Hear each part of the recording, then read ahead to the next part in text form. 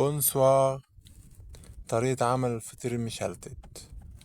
مين ما بيحبش الفطير المشلتت وأوقات نفسه تروح عليه؟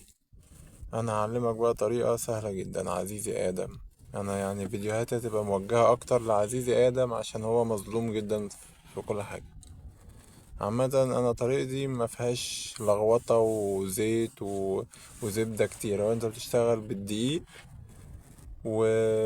وبتحط الزبدة كده سايحة وتحطها بالفرشة.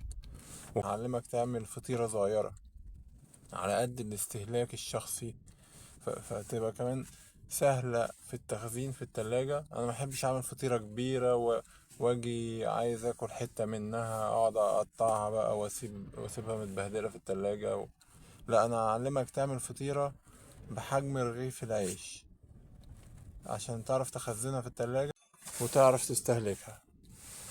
انا انصحك باستخدام دقيق فاخر لان ده اساس نجاح الفطير مش هلتت. انا دلوقتي هوريك ازاي تقطع العجينة صغيرة على قد كرة البينج بونج عشان بعد كده تفردها تبقى على قد رغيف العيش البلدي العادي. والطريقة بتاعتي سهلة جدا. انت بتقطع بص كده بصوابعك مش بكفة ايدك كلها والا هتبقى حتة كبيرة. انت لو تلاحظ العجينة بتلزق شوية، هي مش بتلزق بس يعني هي طرية جدا و... ولازم تبقى ايدك سريعة وخفيفة. يعني لو انت مش هتعرف تشتغل والعجينة طرية كده زود الدقيق او يعني قلل المية كده على حسب يعني. شوف لازم تقفل العجينة بالشكل ده، تعملها زي كرة البينج بونج او اصغر كمان يعني لو تقدر وتركنها. دي الكمية اللي طلعت لي من نص كيلو دي، يعني كمية كتيرة جدا. انا هعمل 3 فطاير يعني صغيرين بس طبقات كتيرة جدا. هتشوف الشكل في الاخر عامل ازاي. تفرد فرد مش شرط تضغط قوي يعني لان النتيجة في الاخر هتكون مرضية جدا يعني. احنا بنفرد بالراحة بالنشابة او لو تعرف تفرد بايدك عادي خالص، وبعدين بفرشة هندهنها بالزبدة. انا بحب ادهن بالزبدة، انت لو عايز تدهن بقى بسمنة مفيش مشاكل، بس انا بحس الزبدة بتديها طعم جميل برضو مش وحش. وبتحط بقى طبقات على بعض، هي دي الفكرة. واهم حاجة اول واحدة تفردها تحت تكون اكبر من الباقيين. يعني انا هحط 6 طبقات، اول واحدة تبقى كبيرة عشان هي دي. بعدين هقفل هقفل على الفطيرة وادهن واحط الزبدة بتاعتي واحط طبقة تانية وتالتة وهكذا. الموضوع سهل يعني مش محتاج اي مجهود ولا زلوطة بقى في الدنيا وتقعد بقى تنظف في الاخر بفوطة كده تلم الدقيق ده كله وتبقى انت روقت المطبخ وما بهدلش الدنيا.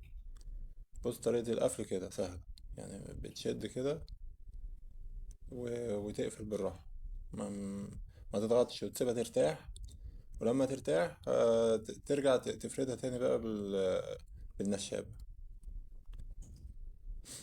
نفس الخطوات دي كده هتكبر قوي. شفت الكمية اللي كنا عاملينها حجم كرة البينج بونج، شفت كبرت قوي ازاي. فمفيش داعي تقطع اكتر من كده. انا ممكن اسويها على الحجم ده، هتبقى خفيفة جدا وهتستوي بسرعة. بس مش ده الهدف بتاعي في الفيديو ده. انا هدفي اوريك ازاي تعملها صغيرة بحيث تعرف تخزنها في التلاجة زي ما اتفقنا وتبقى سهلة الاستهلاك.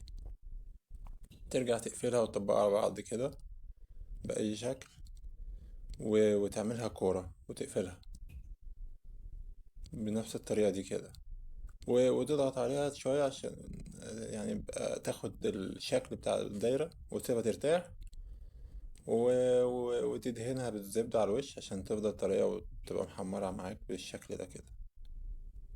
أتمنى تبقى الطريقة عجبتك يعني وتبقى سهلة بالنسبة لك وتفتح نفسك. قد رغيف العيش بالظبط، تقدر تفتحها وتحشيها بقى أي حاجة تقدر تستهلكها. وعلى فكرة طبقات كتيرة أوي، أنا هفتحها قدامك وأوريها لك دلوقتي. وبتقرمش من بره وشكلها وريحتها طبعا ريحة الزبدة حكاية يعني. وألف هنا وشفا.